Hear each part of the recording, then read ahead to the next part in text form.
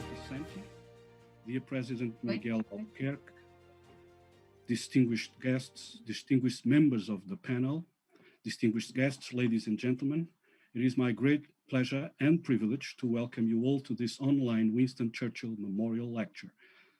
As most of our guests may already know, our Institute for Political Studies of the Catholic University of Portugal usually hosts 2 Winston Churchill lectures per year.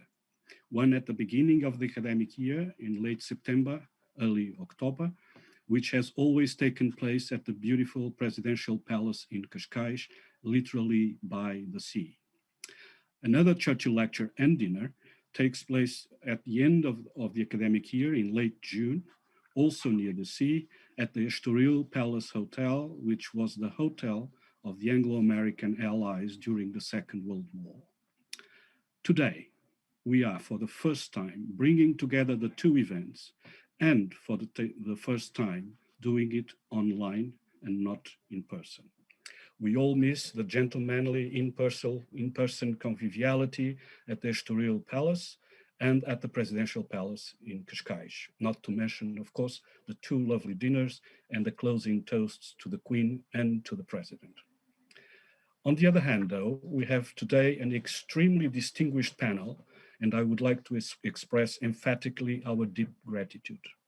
Our guest speaker is His Excellency Ambassador Christopher Santi, the British Ambassador to Lisbon, who has given us the privilege of his friendship and of his presence at several Churchill lectures and dinners. Today, Ambassador Santi will be the main speaker and has provided a very interesting and inspiring title called Difficulties Mastered, Our Opportunities Won, the UK, Portugal, and Europe in 2020 and beyond. We all very much look forward to listening to his lecture. We will then have 3 comments coming from highly distinguished discussants who have also been with us several times. Alan Packwood, Director of the Churchill Archive Centre at Churchill College, Cambridge, followed by Lord Moore, authorized biography of Margaret Thatcher, and former editor of The Spectator, The Daily Telegraph, and the Sunday Telegraph, to which I am a loyal subscriber, by the way. I remain for many years a loyal subscriber. The 3rd discussant will be our friend James Muller, professor at University of Alaska in Anchorage, and chairman of the International Churches Society's Board of Academic Advisors, as well as, I am delighted to add and recall, a member of our Institute's International Advisory Board. Last but certainly not least, our debate will be joined by another prominent Churchillian who has also been with us at several previous Churchill events, His Excellency Miguel Albuquerque, President of the Regional Government of Madeira, to whom I want to thank also very emphatically for joining us. Finally, I'm also delighted to recall that our Winston Churchill Memorial Lecture has the kind support of several civil associations that have also been with us at previous Churchill events: the British Historical Society of Portugal, our Institute's Alumni Club, the International Churchill Society of Portugal, and the Royal British Club. Now, ladies and gentlemen, without further ado, it is my great pleasure and privilege to give the floor, or I must say the virtual floor, to our guest speaker, Ambassador Christopher Santi. Dear Ambassador, thank you very much for having accepted our invitation, and the virtual floor is yours. Thank you. Well, thank you so much, Professor Spada, for those very kind words. President Albuquerque, distinguished panelists, guests, ladies and gentlemen, thank you, and good evening to you all. I confess it does feel rather strange to be speaking to you from behind a computer screen, and very sad not to be enjoying a fine dinner in Estoril. Among the many distinguished people attending the political forum are quite a few that I'm honoured to call my friends, but for those of you who don't know me, my name is indeed Christopher Santi, and I have the wonderful privilege of being the British Ambassador to Portugal, which, as I never fail to remind my Foreign Office colleagues, is definitely the very best job in our diplomatic service. It's a great honour to be addressing you this evening, and I would particularly like to thank my good friend, Professor João Carlos Spada, for inviting me to do this. When he first asked me, I confess I felt considerable trepidation, knowing that a number of renowned authorities on Churchill would be in the audience. And I couldn't help recalling that on the 2 previous occasions that I've had the pleasure of attending this event, the lecture was delivered by 2 extremely eminent historians and experts in this field, namely Lord Moore and Andrew Roberts. It's therefore with considerable relief that I confirm that I'm not, in my speech this evening, even going to attempt to reveal any brilliant or startling new insight into our great wartime leader. But instead, my plan is really just to set out some probably quite personal reflections on what has been, frankly, an extraordinary year. But I will try in doing so to draw at least a little inspiration from Winston Churchill. So my aim this evening is to talk about 3 broad themes. First, the United Kingdom's experience of this pandemic, the challenges we've faced, and I would like to say a little about the British contribution to the international response, because I think this is an area in which we can feel very proud. Second, a subject that I have found utterly impossible to avoid since I arrived in Lisbon 2 years ago, namely the state of our negotiations with the European Union, now that we are no longer a member of the European Union. And third, I hope you'll indulge me as Her Majesty's ambassador to Portugal to say a little about the relationship between our 2 countries. I hope the bright days ahead for our historic partnership.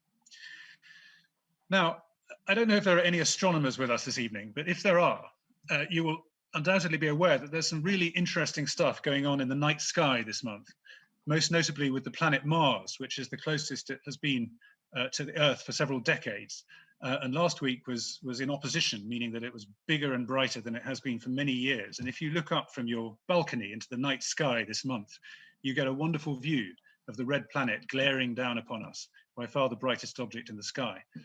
Now, I'm not a particularly superstitious person, but I can't help being struck by the thought that Mars, as we all know, is a warrior associated with strife, turbulence, anger, fire, and war.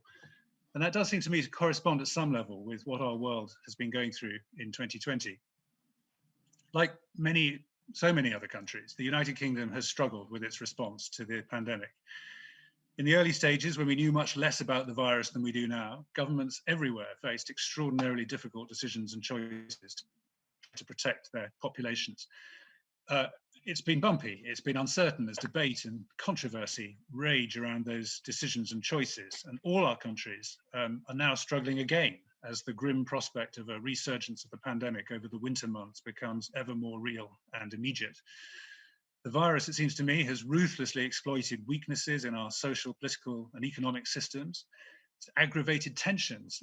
Over the summer, it even managed to introduce an unusual degree of stress into the historic partnership between Britain and Portugal, about which I will say a little more in due course. In the end, history will deliver the definitive judgment about this extraordinary year. Watching from here what's been happening back in the United Kingdom, my observation is that the UK population, much like the Portuguese population, has responded with patience and resolve to tremendous challenges. Although, of course, the politics are fraying at the edges at the moment, but also that the British government has worked extraordinarily hard to protect public health and also to protect businesses and workers impacted by COVID-19 across the country. There are no easy answers in striking that balance, but the economic package of support has been unprecedented. And I think, within the bounds of the possible, it has been quite far-sighted and compassionate. But of course, our economy and public services have taken a tremendous battering, and the recovery will be very long and arduous. But we will work with our friends and our partners to achieve that, and we will always be generous in assisting those around the world who need our help. And that brings me on to the theme of international leadership and cooperation. Given the immediacy of the domestic situation, I think it's unsurprising that we read about little else in the British newspapers, but that does often make me feel sad, because there is a tremendously important international dimension where I believe the UK has a pretty remarkable story to tell. We've been committed to leading a global response to the crisis from the beginning. And this is a large part of the reason why I get up in the morning. We're a country that believes it has global responsibilities at times like this that transcend our national interests. And the UK to date has pledged hundreds of millions of pounds in aid to tackle the pandemic. In headline figures, we've pledged over £800 million this year to the development and the distribution of COVID-19 vaccine, including to the poorest countries in the world. We're the world's biggest donor to the Global Vaccine Alliance, Gavi, dedicated to the task of ensuring rapid distribution of vaccine to those parts of the world and those communities where it's most needed. And over the next 5 years, we will invest £1.65 billion. And that investment will protect and save the lives of millions of children and vulnerable people. I could carry on. Our Prime Minister hosted the Global Vaccine Summit on the 4th of June, which raised £8.8 billion to fund Gavi. And we will use our G7 presidency next year to start to build a new global approach to health security. So I think the United Kingdom has genuinely led the international response, and the Brits among us can rightly be proud of that leadership. But of course, the UK has much more to offer than finance and convening power. We're also right at the front of efforts to develop new vaccines, new treatments, tests at breakneck speed. And I'll just give 2 quick examples of this. Oxford University, in partnership with the British pharmaceutical company AstraZeneca, have developed what is probably the most promising and advanced of the various candidate vaccines, which is currently undergoing phase 3 clinical trials. There can't be any guarantee that any of these vaccine projects will in the end deliver a viable and effective solution, but this project has succeeded at every stage so far and gives us great hope. And the second example was the discovery a few months ago by UK researchers and medical professionals that the steroid treatment dexamethasone could dramatically improve the survival prospects of seriously ill hospitalized COVID patients. And we immediately shared that vital discovery, and it has saved tens of thousands of lives all over the world. But moving on, I've lost count now of how many speeches and interviews I've given on the topic of the United Kingdom's departure from the European Union since I arrived in Lisbon. I acknowledge that there are not very many enthusiastic Brexiteers in Portugal, and of course I entirely respect the feelings of all Portuguese on this subject. But we made our choice as a nation. We left the EU on the 31st of January this year under the terms of the withdrawal agreement. And during the transition period, which expires at the end of this year, we've sought to negotiate the most mutually advantageous agreement for our future relationship, which is mostly about the terms on which we will trade, but also potentially covers a whole range of other matters like law enforcement, cooperation, transfer of data, aviation, transport, fisheries, and so on. This was always going to be challenging. And of course, the pandemic has certainly not made these negotiations any easier. It's quite hard, even when, like me, you have a certain degree of insider insight to understand the dynamics of a complex negotiation like this. So I certainly feel for anyone trying to unravel the mystery on the basis of what they read in the newspapers. Inevitably, there are competing public narratives, and both sides clearly want their arguments to be heard. It's certainly the case, the gap between the two negotiating mandates at the beginning of the negotiation, in the early part of the year, was very wide. But I also think it's true that after many rounds of negotiation and a lot of hard work on both sides, that gap has narrowed in most areas. And it's become increasingly clear that the two major political obstacles that stand between us and an agreement are the set of issues around competition policy, sometimes called the level playing field on the one hand, and fisheries on the other. And this is not the moment to get deeply into these issues, and I'm not the person to do that. But I think that the point that the UK negotiators would want me to underline is that the UK government has never demanded anything exceptional or unprecedented in these areas. On the level playing field, which is largely about state subsidy rules, the EU has made unprecedented demands of the UK, seeking to constrain our freedom to regulate, legislate, in a way that has never formed part of EU trade agreements in the past, including with countries like Japan, Canada, South Korea, and many more. I think that anyone who's followed the Brexit story and understood the political mandate of the current UK government will understand that it was never realistic to imagine that the UK could ever agree to remain within the regulatory orbit of Brussels once we'd left the European Union. But I think it's also fair to say that that understanding has sunk in on the EU side, and I can only really offer you a personal view, but I think that with political will, a little bit more political will perhaps on both sides, I think that issue could be resolved. On fisheries, the EU's position from the start of this year's negotiations has been to demand a sort of indefinite continuation of the status quo, under which access by EU fishing vessels to the UK waters and the quantities of fish that they can take from our waters are determined in Brussels, according to a methodology that hasn't really changed since the 1970s. Again, I think most objective people can see that this UK government really could not possibly agree to that. Moreover, the EU has a fisheries agreement with Norway, which works well, and we would be more than happy to use that as a template for our agreement. Many commentators, I think, have assumed that because the fishing industry is a very small part of our economy, we will eventually surrender our fishing interests to Brussels in order to secure a wider deal. I think that's a profoundly dangerous misreading of UK politics.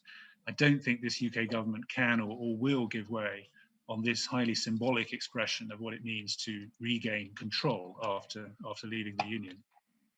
So where does all that leave us, as there's clearly very little time left? Those of you who know me will also know that I've always been optimistic about these negotiations. It always seemed to me, in the run-up to the deadlines last year, even in the darkest moments, of which there were quite a few, that we would end up with a deal, precisely because it was so manifestly in the interests of both sides. And despite all the current uncertainty, I do think the same rather simple logic does apply in 2020, even though this negotiation is more complex and about a very different set of issues. Having said that, last week was clearly one of those darker moments when the gap between the two sides was fairly brutally exposed in Brussels. And I confess that tested my optimism. The EU had an opportunity to signal a willingness to compromise, which it rather conspicuously and disappointingly, from London's perspective, didn't take. But several leaders, including Angela Merkel, did sound a lot less rigid in their public statements than the Council conclusions. And I think, for all the public rhetoric around the negotiations, there is still a lot of determination on both sides to get this over the line if it's remotely possible. And there are some very smart people on both sides working round the clock. Perhaps it's the moment for another quick Churchill quote to try to capture the mood among the negotiators. If you're going through hell, keep going. Actually, I believe there's no reliable evidence that Churchill ever said that, but nevertheless, it feels right. We certainly want an agreement. Our Prime Minister is very clear about that, and the kind of speculation we sometimes see that the UK government would really rather leave without a deal is definitely wide of the mark. At the same time, we have to be responsible and plan for the worst case. And without a deal, there would be very significant changes, at our borders for which people and businesses need to be prepared. And I think that is probably the right way to interpret the Prime Minister's comments last Friday. Thank you for your patience. In the final part of this speech, I wanted to say a few words about the relationship between the United Kingdom and Portugal. I think it's really important not to conflate the UK-EU question with the question of our future bilateral relationships with European friends, allies, and partners. They're not the same thing. And whatever happens between London and Brussels, I want relations between Lisbon and London, as our Prime Minister might say, to prosper mightily. And working closely with Portugal is something that is really instinctive for the UK. We are famously the oldest allies in the world, and the history is wonderfully rich. Even after 2 years, I'm still constantly uncovering fascinating connections between the two countries, which is perhaps the cue for yet another Churchill quote. One should always look back upon the history of the past, study it and meditate upon it. Thus one learns the main line of advance. It is wrong to be bound by the events and commitments of the last few years unless these are sound and compatible with the main historic line. So I think we are prone to undervalue history these days in the UK, I'm sorry to say. And by the way, that's not intended to be a kind of oblique comment on some of the highly charged issues around Black Lives Matter and the history of the slave trade. Very important issues, but not my theme for tonight. That as a nation, we are less aware of our history than we were, and I suspect that Churchill would have lamented that. One of the things that has struck me again and again here in Portugal is that there is a greater awareness of Portugal's history, and it seems to me that what makes Portuguese people feel Portuguese is much more closely connected to the history of this country. And the reason this interests me so much is precisely because England, and more recently the United Kingdom, is such an important part of Portugal's story. Everywhere I go, people want to tell me these stories about the links between the two countries. And so although it's not always fashionable to look back, I think the ancient alliance does matter, and does have relevance now and for the future. And it's also something solid that we can sort of fall back on when we face unexpected setbacks and challenges. I mentioned in my opening comments that the pandemic had even put the UK-Portugal relationship under strain. But the UK's experience during the first wave of COVID-19 was very brutal. We experienced high rates of infection, hospitalization. We found ourselves in the awful position of recording the highest number of COVID deaths in Europe. And so when the lockdown and other restrictions finally brought the infection rate down in the UK, British ministers were, I think, understandably determined to protect our population against the risk of an immediate resurgence of the virus. And there was a lot of evidence that showed that in the towns and cities where we did experience further outbreaks during that period, one of the main causes of those outbreaks was people returning from abroad, bringing the virus back into their communities. And so the introduction of the 14-day self-isolation policy in June for all people arriving in the UK, very controversial, but it was a public health-based response driven by scientific medical evidence designed to minimize the risk of reintroducing the virus into those communities. But the UK government also recognized that a blanket quarantine policy came with huge economic costs. And so in early July, a number of countries with low incidence of the virus were given exemptions, so-called travel corridors. Now, while all that was going on in the UK, Portugal was, in a very measured and responsible way, lifting the lockdown restrictions and reopening the Portuguese economy. But it was a great misfortune, in my view, that from about the middle of May, Portugal experienced a series of COVID outbreaks, mostly in the Lisbon region, which pushed Portugal's case numbers up to levels which were among the highest in Europe at that time. Now, I've said over and over again that I think the response here to the pandemic has been exemplary. I genuinely believe that we can learn a great deal from the clear decision-making and public communication that has characterized the Portuguese response. But at that moment, in June and July, given the prevalence of the virus in Portugal, given the determination of British ministers to minimize the health risk to our population, there was no way they could give Portugal a quarantine exemption. Of course, you'll all recall that provoked a very fierce political reaction here in Portugal, which I confess took me somewhat by surprise. You know, things were said and written about my country, which I never expected to hear or read in Portugal. And that saddened me. You know, I tried hard to explain the context and the scientific and public health rationale. I hope, as I've made clear, we're not politically motivated decisions in any way, but as I've learned, it can sometimes be hard to make yourself heard when a storm is raging around you. Happily, in August, we were finally able to turn that decision around, lift the quarantine restriction for Portugal.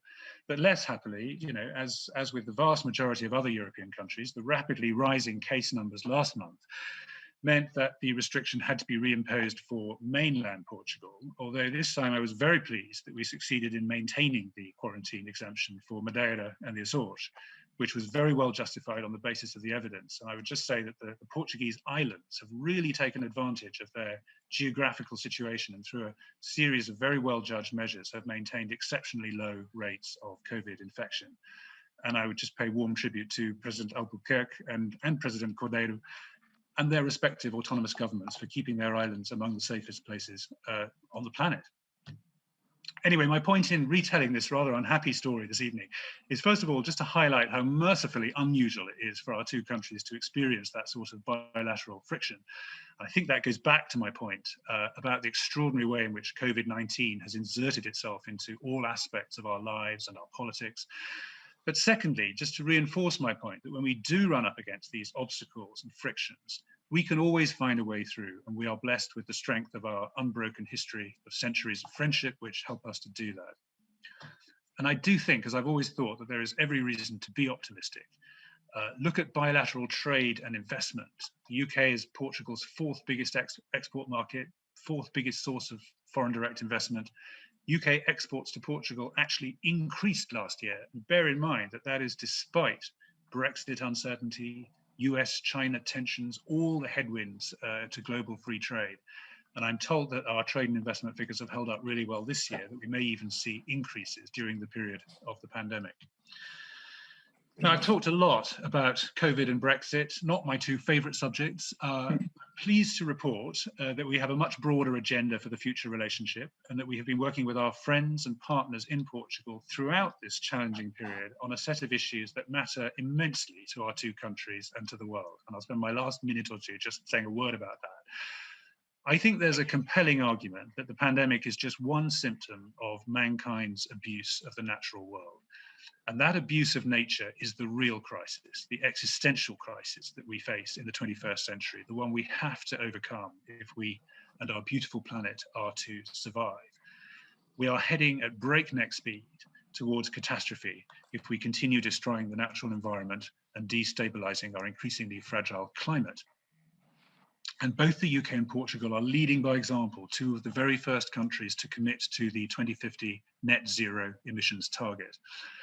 And as governments map out their economic recoveries from the virus, we will all be faced with the choice of the century, really. We can opt to prop up the status quo, locking in further decades of carbon emissions and environmental destruction, or we can choose this moment to reset our relationship with the natural world. And in the coming months, the attention of the world is going to turn to COP26, the United Nations Climate Change Conference, which the UK will co-host in Glasgow with Italy in November next year.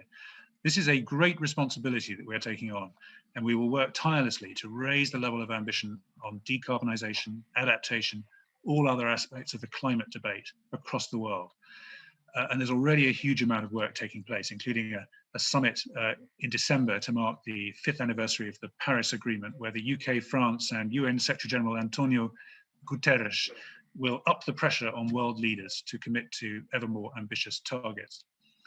And another important milestone of this next year on climate action will be Portugal hosting the United Nations Ocean Conference. And of course, there will also be the golden opportunity of Portugal's presidency of the European Union to shape an ambitious European climate policy. And I hope and fully expect Portugal will make a significant difference through those opportunities. Now, there are a lot of other areas I would love to talk about, but I don't have the time. As some of you know, I'm particularly keen on promoting science, research, higher education links between the two countries. And as soon as COVID-19 allows, I'm looking forward to getting back on the road and visiting Portuguese universities up and down the country, because I'm really determined that this extraordinarily vibrant area of bilateral cooperation should continue to strengthen in the future. But I have spoken for too long. I've probably tested your patience to its limit, so I will close at this point, perhaps with a final uplifting thought from Winston Churchill to help us lift our gaze as we confront what will undoubtedly be another series of stiff challenges in 2021. Churchill observed that kites rise highest against the wind, not with it. And that seems to me to be a nice and appropriate metaphor for the way in which I hope that Portugal and my country can work together in the coming years. Professor Espada, thank you very much. Dear Ambassador, thank you very much. Thank you indeed very much for this most kind and inspiring words. So you gave us much food for thought. And let me, before I give the floor to Alan Packwood, I just would like to recall that at the opening session of our program this early afternoon, the President of the Republic of Portugal, Professor Marcelo Rebelo de Sousa, made a strong point of reasserting the special relationship between Portugal and the United Kingdom, and the fact that we are the oldest allies, and that he looks forward and Portugal looks forward to continuing cooperation with the UK, regardless of the tensions that may arise or may happen between the UK and Europe. I'm delighted and very grateful to His Excellency the President for making that important point. Thank you, thank you. All right, so now we have, I'm pleased to give the floor to our friend Alan Packwood, who is a friend of ours for many years, has been with us in Estoril too for several years too. And as you all know, Alan is the director of the Churchill Archive Centre at Churchill College, Cambridge, where he has worked as an archivist since I think 1995, became director in 2002. And it's an amazing place. I've had the privilege of visiting a couple of times. I look forward to going back. And now please, Alan, the floor is yours. Thank you. Well, Your Excellencies, Professor Espada, ladies and gentlemen, thank you very much. I look forward to welcoming you back to the Archive Centre. The good news is we have reopened to those researchers who can travel to Cambridge and visit us. Now, I'm not going to talk about COVID and Brexit. I'm not a politician. I'm not a diplomat. I'm an archivist and an historian. And it's fantastic to hear the ambassador say that we should value our history more.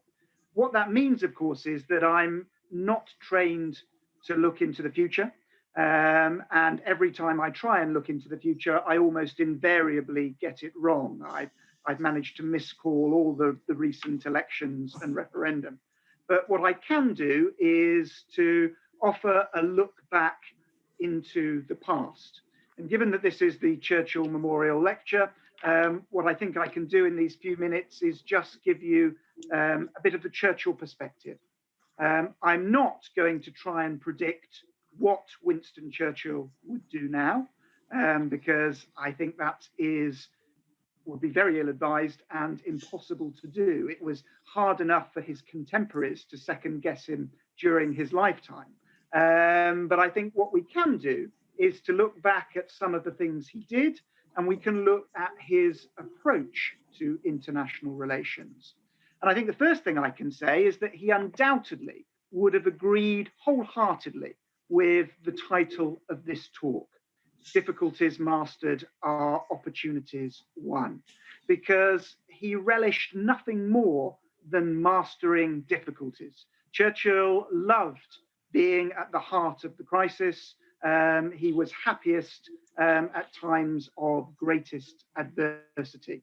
And just to give you a quote to back that up, General Allenbrook, not an uncritical admirer of Winston Churchill, his wartime prime minister, in his diary for the 16th of February, 1942, which was one of the blackest days of the Second World War for the British, the fall of the Singapore, remarked that on the whole, the prime minister was in a very good mood. And Allenbrook later said, this was typical of Winston. In a real crisis, he was always at his best, and he stood all the heavy shocks without flinching. And of course, it's true that Churchill believed in his ability to overcome difficulties and to identify and win opportunities.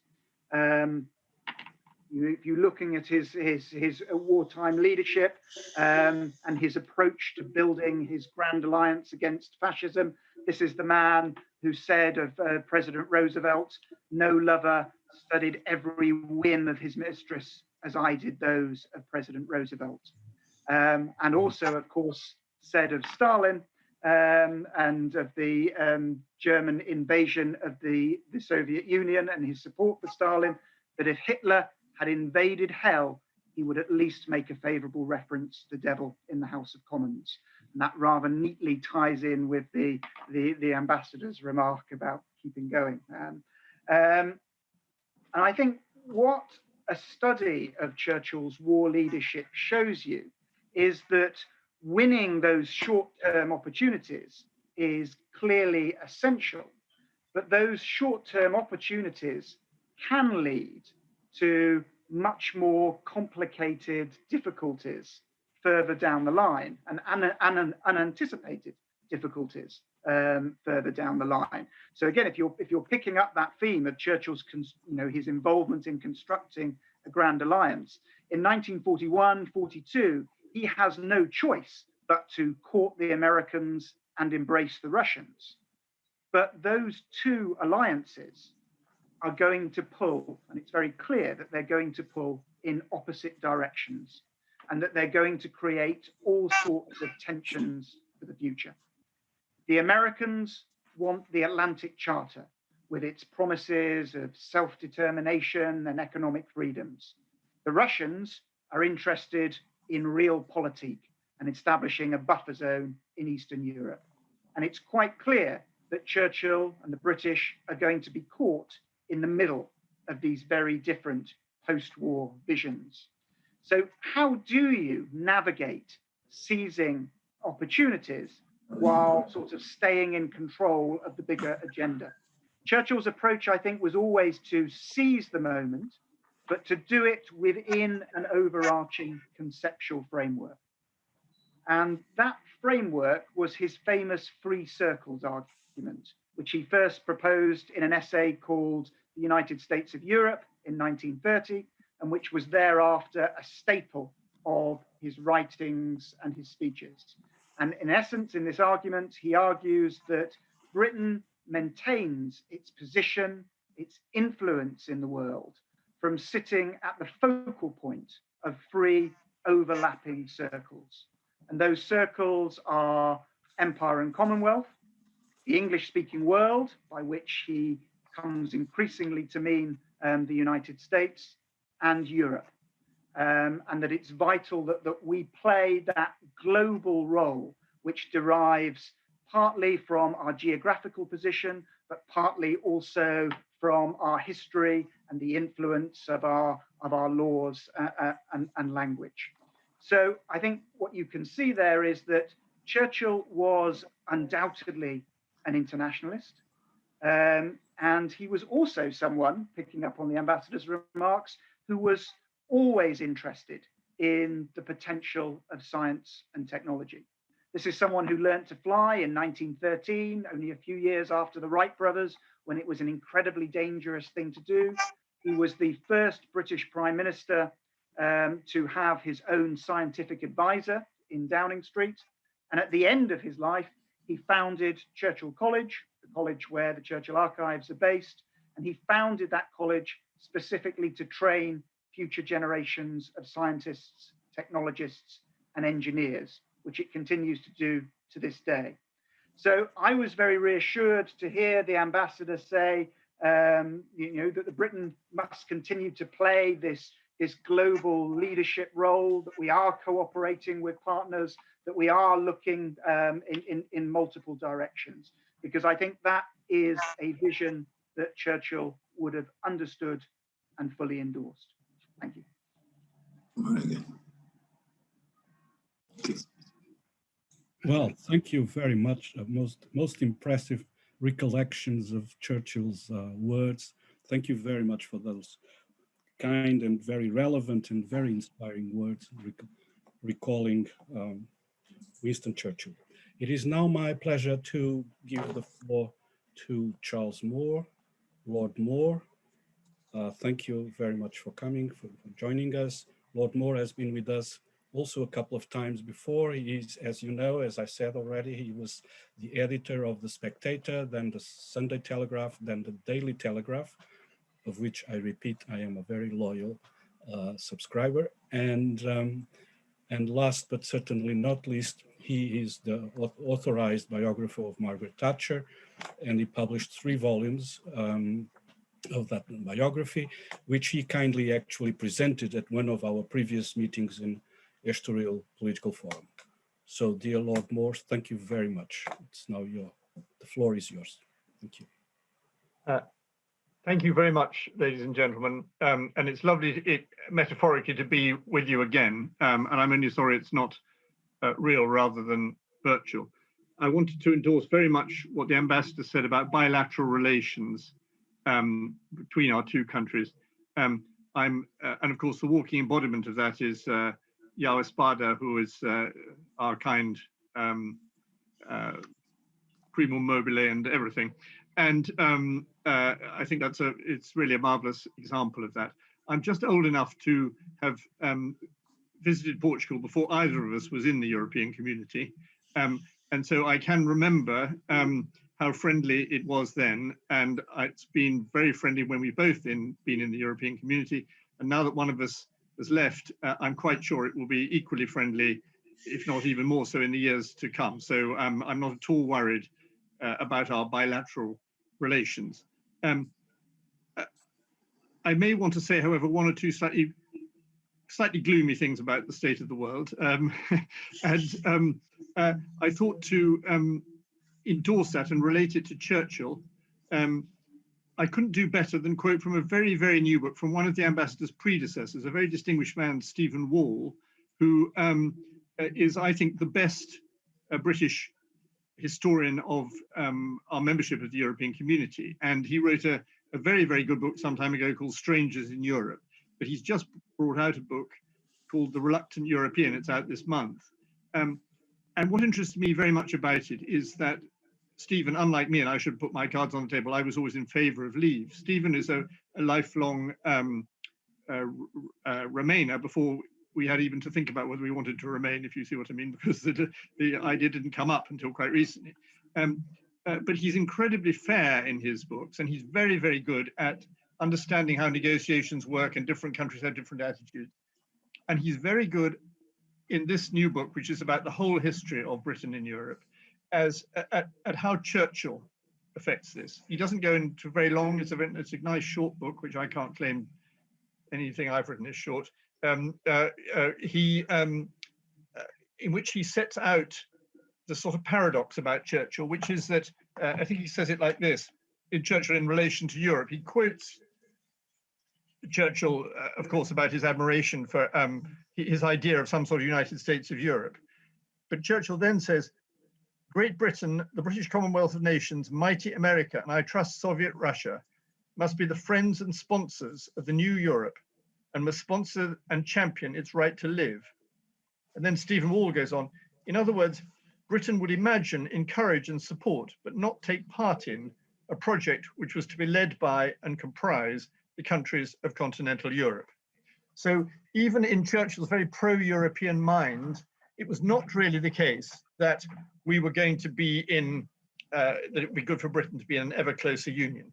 And this sort of, if you want to put it as half in, half out, has been a constant theme. And it comes through very strongly in Stephen's book, though he says how strongly he is in favor of our membership. It's actually the theme really, is that the British didn't really quite want to be in. And that this has sort of defined everything throughout and made it very difficult to conduct the whole policy. And I would add that as well as making it difficult to conduct the whole policy, it has separated elites from public, because the elites were, as in all European countries, I would say, far more pro the European project than the public. And this is an acute problem in Britain, because the public really did need a lot of convincing at every point. And another thing, by the way, that comes out of this, Stephen's book, is that the French, at every twist and turn, were the ones who were making it most difficult for us in the negotiations. And this is hilariously true of fish when we went in, and it's hilariously true of fish as we go out. So we are in a very difficult situation, we Britain, and actually as we try to negotiate our way out. And I think in a way, the European Union is in a very difficult position. Obviously, it has a stronger hand than we do in it's a more powerful entity. But I think the world is watching as to how it will behave in this, and whether it will have a large-minded and long-term view of the situation, or will it just be punitive? And I think that's a pretty big question about how the future of Europe is going to work out, because any sensible British person, including those who wanted to leave, wants a good relationship and a larger relationship rather than a constant antagonism. We're not leaving because of antagonism. We're leaving because of a different idea about how we should run ourselves. Perhaps even behind all this anxiety and no very clear way forward is a much, much larger thing, which I suppose I would sum up by saying it's the very much growing sense of the decline of Western Europe as a world power, and indeed as the Western world as a world power, though perhaps less obviously acute in the United States. And you can see this actually in the COVID pandemic, because we got it fundamentally because of China, who, by whatever means, invented it and disseminated it. There's a lot of argument about how deliberate any of that was, but that's where it came from.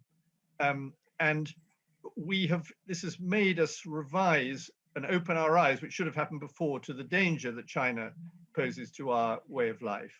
And while any sane person would want good relations with a great power like China, it's also the case that the trends within China are very depressing. And I think that the Western alliance is weak in the face of manifestly hostile powers, China, Russia, and Iran, and doesn't know what to do very much about any of them. And is also divided within itself because there's such a polarity now between the United States and many attitudes in Western Europe, and indeed in the whole of Europe. This is also cultural. So it really has become much more of a cultural trend to say that our culture, our civilization is a bad one, that it's male, that it's white, that it's old, that it's Christian. All of those things are negatives. And of course that it's imperialistic or colonialist or whatever such word may be used. To give you a small current example, the National Trust, which is by far our biggest heritage organization in Britain, actually I think by far the largest in the world and very successful, owns Winston Churchill's house, Chartwell. But it has now included Chartwell and Winston Churchill in its sort of list of shame of places that it owns which are associated with what it calls colonialism. And it has published in this list a criticism of some of the conduct of Winston Churchill, even though it owns its house and looks after him. So you will see that that is quite a serious sort of self-doubt about our culture. And this is not unique to Britain. It's quite strong in Britain, but I'm sure it's true of every European country and in the United States. And I think that this is something we really do need to think about pretty fast. I'm very glad the ambassador referred to history and the importance of understanding history. It should not be a means of just pretending we're glorious when we weren't. But any country, like any human being, needs a narrative of themselves and where they come from and what they believe and what they've achieved and what they've got wrong. This needs to be fully studied, and it needs to be sympathetically studied, and it needs to be taught to new generations. And this is not really happening. And a new, and I would say largely unwelcome, hostility to our traditions and history, and accompanied by an ignorance of our history, is a big, big problem in our culture, and not only in British culture. So I'm not feeling madly happy about the way we are. But I would say this, that perhaps end with this, that self-criticism, as opposed to self-laceration, is a very important part of our civilization. And there's nothing wrong with that. And we've seen periods of self-criticism before, out of which something strongly emerges. And when I was very young, I lived in the 1970s, which were full of self-doubt, self-laceration and economic weakness, and to some extent defense weakness because of our failure to fight the Cold War. The 1980s saw all that change for the better in almost every respect. And we undoubtedly won the Cold War and we became more prosperous. It's a fascinating and sad outcome of that at the present time, that we seem to have got more confused since we won the Cold War than we were before we'd won it. But this doesn't mean we shouldn't have won it. So I feel that the time is waiting for new leaders, new opportunities, and of which the ambassador, in the tactful way that ambassadors must, was seeking, rightly seeking. But I don't see quite how that's shaped. And I do see a time when, if we're not careful, we are going to find ourselves very vulnerable to attack and undermining. If we study the history and biography of Winston Churchill, we will see that it's when we come under that attack that we can be at our strongest. So I end on what I hope is a qualified, hopeful note. Thank you. Well, thank you. Thank you very much, Lord Moore, for these tremendously important words. May I just say that I was very touched that you mentioned Stephen Wall. He was ambassador in Lisbon, as you said. I vividly remember him. He was a good friend of ours. We had several events together, several initiatives, and it's very kind of you to mention him. And by the way, I took good note of the name of the book, and I will order it immediately. Thank you very much. Now we move to our good friend James Muller, who joins us from Alaska, Anchorage. Is that correct? Are you there? Yes. No. Yes, very good, sir. And as you know, James Muller is the chairman of the Board of Academic Advisors of the International Churchill Society. And as I mentioned before, he's also a member of our International Advisory Board. Jim, thank you very much for joining us. The floor is yours. Thank you. Your Excellencies, Professor Espada, ladies and gentlemen, it's a delight to be back in Portugal, if only virtually, and I look forward to the chance for it to be in person again. I want to talk just a bit. My remarks were really suggested earlier this morning, very early indeed, because this began at 6 o'clock in the morning, my time, by a remark that Mr. Barroso made in his opening speech, which was, as usual, always a bracing and challenging presentation.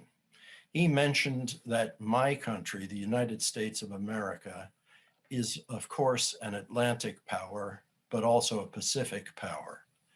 And Lord Moore's remarks reminded us of what was to be the theme of the Estoril Political Forum before we were overtaken by an even more urgent crisis coming out of China. That is the challenge of China. Very distressing changes have occurred in China, even in the last 5 years. And its treatment of the treaty with the United Kingdom over Hong Kong and the citizens of Hong Kong has given people on the island of Taiwan alarm about the future of that island, as have the increasingly aggressive and worrying signs that China may be considering some kind of military action against Taiwan. At the same time, similar things have been happening in the South China Sea, and the treatment by China of its least visible and most unfortunate citizens, the Uyghurs, in the western part of the country, have reminded us that China, under its current regime, does not respect human rights or guarantee to its citizens the rights to life, liberty, and the pursuit of happiness, freedom of religion, freedom of speech, that we consider to be part of the legacy and the inheritance of free peoples. It's especially worrying that China's attack on these sorts of liberal rights has been combined with an embrace of technology.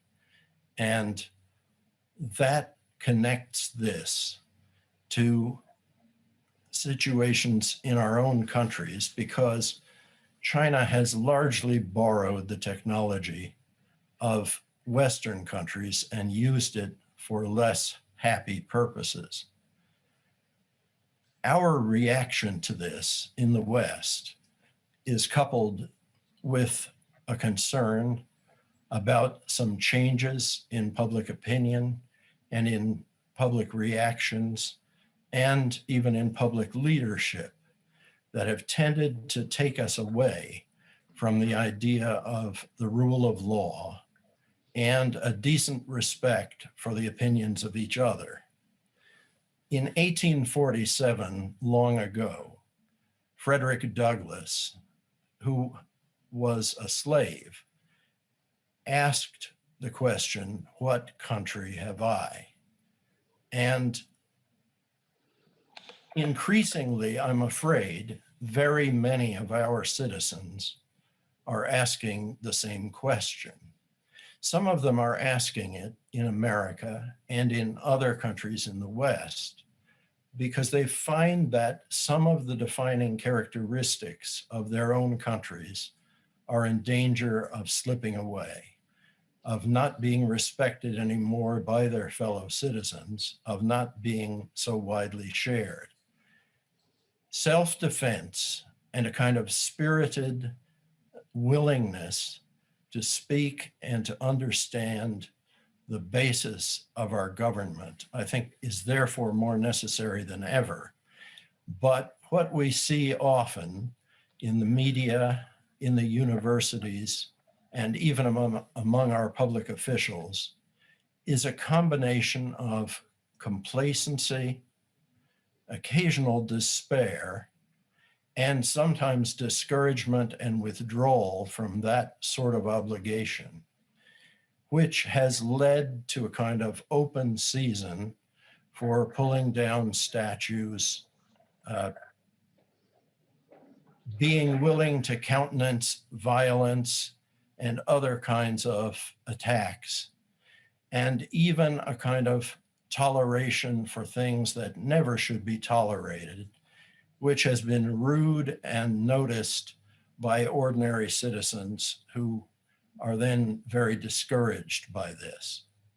I think self-defense is important on our part, and also a kind of self-restraint or moderation that means that when political arguments become fierce and sometimes vicious, we need to remind ourselves that we ought to be friends to those who share the common currency of belief in our liberal rights and traditions.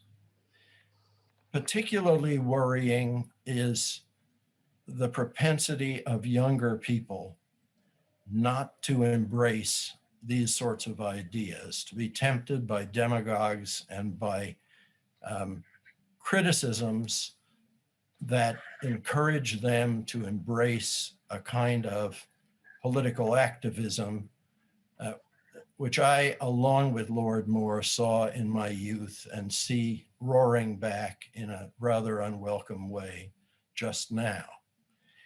I think in those circumstances, the kind of meeting that the Estoril Political Forum exemplifies, the kind of education that Professor Espada and his colleagues have organized and continue to teach in at the Catholic University of Portugal, to which I have sent one of my students on graduating as a master's degree student, is a very encouraging sign and deserves to be widely imitated to the extent that such excellence can be imitated in other parts of the world.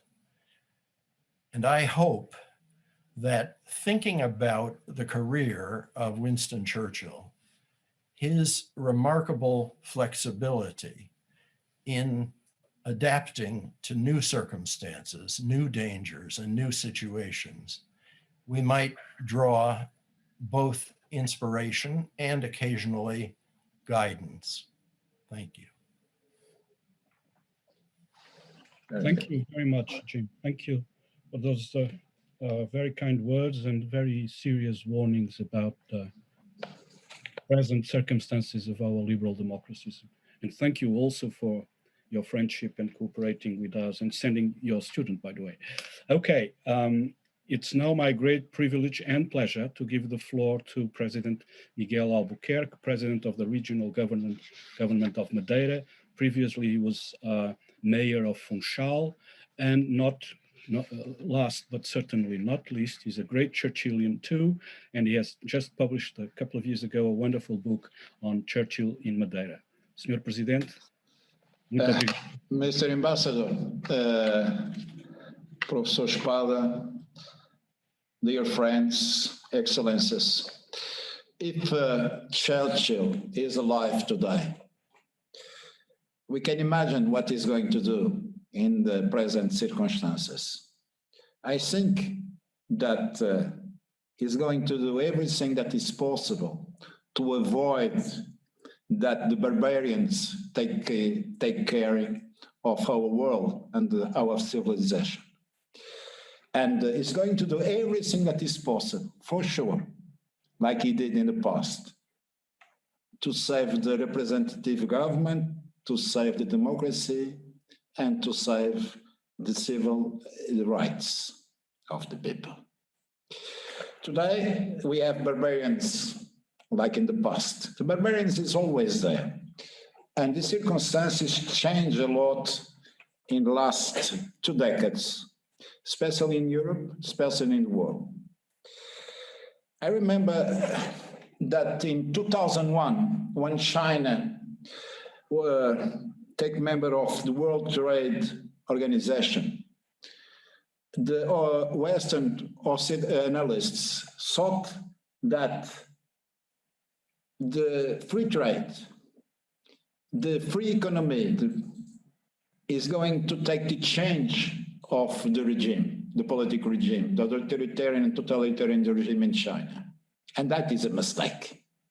Now we know that the free government And the economy of market is not the two faces of the same coin.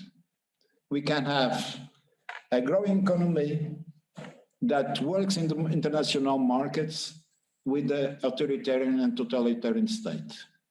And what's happened in China now? And the things that we need to do, and of course, if Churchill is alive, is going to do, the first thing is to reinforce the links between the United States of America and Europe. To reinforce the cooperation, to reinforce the talks, to reinforce all that is possible to maintain this very important alliance between the United States and Europe that since the war of 39-45, it's so important to maintain the security of the Western democracies. The challenge that we have now, they are very, very worrying. We have today Europe, the Union of Europe, that needs to reinforce the balance, internal balance. We have two powers in Europe, two nuclear powers. One is United Kingdom, another one is France. United Kingdom leave Europe. But I think that we have to maintain and to reinforce the links between European countries and United Kingdom. It's very important for United Kingdom to maintain the link special with the third countries of Europe, especially with France, because France needs the links with the United Kingdom to have the balance with Germany, because Germany is the big power and is a continental power. Other thing that Europe has to start to do is to obtain the autonomy in energy. It's important to think that now Germany depends from Russia. Big part of the energy is coming from the gas from Russia. And that is something that we have to obtain, the energetic autonomy of the main countries in Europe. Other problem that we have is the technology. It's a mistake if we're going to use the new 5G from China in our countries, because that is to put our security in the hands of authoritarian states, in the hands of the Communist Party of China. We have to continue to work to maintain the least border of Europe secure. And that is because of that is important, the commitment of European countries with the United States to maintain the strong power of NATO in that border. We have to work too in other challenges that are very important. The southern border of Europe, the immigration, and all the problems with the Middle East. I think that the lessons that we have of the story of this great man, Churchill, is that he never avoid the problems. He's a man with large culture that look in front the problems. And he knows what is the values that he defends. What we have to defend today is our civilization. What we have to defend today is our values. What we have to defend today is the democracy, our rights, and our freedom. Thank you very much. President, thank you very much indeed for your wise questions. This is going on still. So thank you very much. We are now over time. We have lots of questions, but we don't have time for the questions. And this has already been explained to the people who have been asking questions through the chat system. I would like to thank you all very much for this wonderful session, and I would be delighted if Ambassador Santi could have the concluding words. Thank you. Well, once again, thank you very much, João Carlos, for your kind words. Look, I'm with a horrible feeling that the reason why we've run out of time is because I spoke for too long at the beginning. So I'm certainly not going to make that mistake twice. I'll never be forgiven. I won't be invited back.